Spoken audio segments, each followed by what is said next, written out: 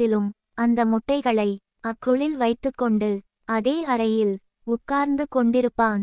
20 நாட்கள் கடந்தது.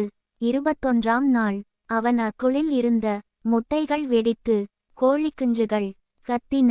அவன் அப்போது, நான் கோழி முட்டையிலிருந்து குஞ்சை பொரித்து விட்டேன் என்று கத்தினான்.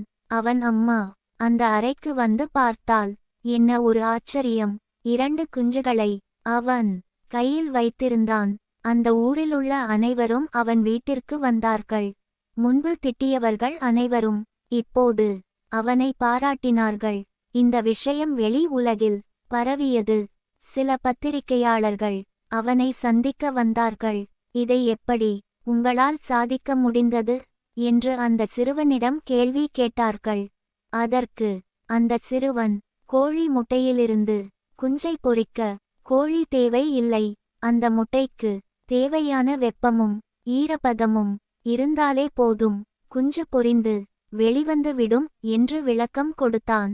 பிறகு இதையே அடிப்படையாக வைத்து முட்டையிலிருந்து குஞ்சை பொரிக்கும் இயந்திரம் கண்டுபிடிக்கப்பட்டது.